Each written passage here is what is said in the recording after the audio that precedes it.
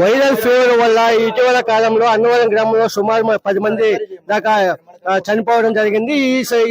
ఈ దీనిపైన ఎమ్మెల్యే గారు కాకల సురేష్ గారు ఎమ్మెల్యే స్పందించారు. దీనిపై వారు మాట్లాడింది మనతో ఉన్నారు. సార్ చెప్పండి, అన్నవరం గ్రామంలో ఈ మధ్య వైరల్ ఫీవర్స్ సుమారు 20-25 రోజుల నుంచి ఉన్నాయి. సుమారు 10 మంది చనిపోయారు. ఏ విధంగా చూస్తారు? నా దృష్టికి ఇది ఇప్పుడే రావడం జరిగింది. 10 మంది చనిపోయినట్టు ఈ రోజు వరకు ఇప్పుడు దాకా కూడా నాకు తెలియదు. మీరు చెప్తేనే తెలుస్తా ఉంది. ఒకసారి పిఎస్సీలతో మాట్లాడడం జరిగింది. పిఎస్సీ ఇన్ఛార్జ్ జనకాల ఉన్నారు, వారితో కూడా మాట్లాడడం జరిగింది. వాళ్ళు చెప్పేది ఏంటంటే చికెన్ గున్యా గానీ లేకపోతే డెంగ్యూ గానీ ఏది కూడా పాజిటివ్ రాలేదు. వాళ్ళ దగ్గర ఒక్క కేసు కూడా పాజిటివ్ రాలేదు అంటున్నారు. స్వయంగా మా సీనియర్ మన తెలుగుదేశం పార్టీ నాయకుడికి ఒకరికే వచ్చింది. నాయకులు ఒకరికే చికెన్ గున్యా కానీ ఏదో ఫీవర్ మొత్తం మీద అతనికి వచ్చింది. వైరల్ ఫీవర్స్ ఎక్కువ ఉన్నాయి. ఈ వర్షాల వల్ల డ్రైన్స్ సరిగా లేనందువల్ల వైరల్ ఫీవర్స్ ఎక్కువ ఉన్నాయి. ముందు డ్రైన్స్ మీద ప్రత్యేక దృష్టి పెట్టబోతాం.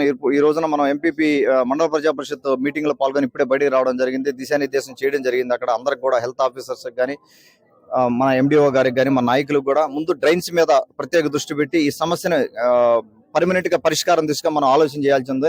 నెక్స్ట్ మళ్ళీ వింటర్ వచ్చే టైంకి ఈ మీరు ఏదైతే చెప్తా ఉన్నారో 10 మంది చనిపోయారని చెప్పి వాళ్ళు ఏ రీజన్స్ తో చనిపోయారో వాటి మీద ప్రాపర్ ఎంక్వైరీ చేసి పిహెచ్సి వాళ్ళు చెప్పాను ఇప్పుడే ప్రాపర్ ఎంక్వైరీ చేసి నేను రిపోర్ట్ తీసుకుంటాను ఎందుకు జరుగుతా ఉందని. ఈ 2 పిహెచ్సీలు అడిగితే ఒక్కడు కూడా పాజిటివ్ రాలేదు అంటున్నారు. వాళ్ళు మరి నెల్లూరు హాస్పిటల్స్ కి ఏమైనా వెళ్ళారా లేకపోతే సిఎస్సికి ఏమైనా వెళ్ళారా నేను కనుక్కుంటాను. డిఎంహెచ్ఓతో కూడా నేను మాట్లాడతాను. డిసిహెచ్ఎస్ తో కూడా మాట్లాడి వాళ్ళతోటే ప్రాపర్ ఎంక్వైరీ చేసి అసలు ప్రాపర్ గా ఏం జరిగింది. అన్నవరం ఒక్కటే ఇంపాక్ట్ అయినట్టుంది. అన్నవరం ఒక్కటి దాని మీద ప్రాపర్ ఎంక్వైరీ చేసి నేను యాక్షన్ తీసుకుంటాను. సుమారు ఒక్కొక్క ఇంట్లో 4-5 ఉన్నారు. సుమారు 10-20 రోజుల నుంచి ఇబ్బంది పడతా ఉన్నారు. కానీ ఒక్క డాక్టర్ కూడా వెళ్ళలేదన్నారు. వాళ్ళైతే హెల్త్ కేర్ సెంటర్ ఏర్పాటు చేస్తే బాగుంటుందని చెప్తారు. మీ ట్రస్ట్ తరఫున ఏమైనా ఏర్పాటు చేస్తారు? హెల్త్ కేర్ సెంటర్ ఏర్పాటు చేయడం కాదు, అంటే మనం వెళ్ళి చెక్ చేయొచ్చు. ఇప్పుడు ఒకటి ఎవరికైనా ఏదైనా ఫీవర్ వచ్చినప్పుడు ఏంటంటే ముందు టెస్ట్ చేయాలి. టెస్ట్ చేసిన తర్వాత ఏ టైప్ ఆఫ్ ఫీవర్ అనేది తెలుసుకోవాలి. దానికి పిహెచ్సిస్ ఉన్నాయి, మన సిహెచ్సి సెంటర్స్ ఉన్నాయి. కొంతమంది ప్రైవేట్ హాస్పిటల్స్కి వెళ్తున్నారు. వీళ్ళు ఏం చేస్తున్నారంటే నాకు తెలిసి కొన్ని 2-3 కేసుల్లో నేనన్నది ఏంటంటే ఆర్ఎంపీ డాక్టర్స్ దగ్గరికి వెళ్తున్నారు.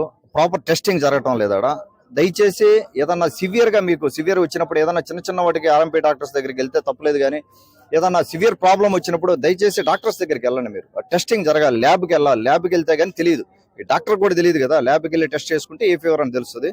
ప్రత్యేకంగా ఇప్పుడు పెట్టాల్సిన అవసరం ఉందని నేనైతే అనుకోవటం లేదు. ఒకసారి నేను ఎంక్వైరీ చేస్తాను. 10 మంది ఎట్లా చనిపోయారు, ఏ రీజన్స్ తో చనిపోయారని ప్రాపర్గా ఎంక్వైరీ చేసి మళ్ళీ రిపీట్ కాకుండా దాని మీద ఎవరన్నా హ్యూమన్ మిస్టేక్ ఏదైనా ఉండి ఎర్రర్ ఏదైనా ఉంటే దాని మీద యాక్షన్ తీసుకోవడం. అలాగే ఇప్పుడు ఎమ్మెల్యే గారి దృష్టికి ఇది రావడంతో తాను ఎమ్మెల్యే దీనిపై సమాచారం తెప్పించుకొని ఆ గ్రామంలో ఏం జరుగుతుంది, ఎలా అసలు వైరల్ ఫీవర్స్ ఏంటి, పాజిటివా నెగిటివా వాటి మీద నిర్దేశం చేసి వాళ్ళకి న్యాయం చేస్తా అని చెప్పి ఎమ్మెల్యే గారు తెలియజేస్తున్నారు.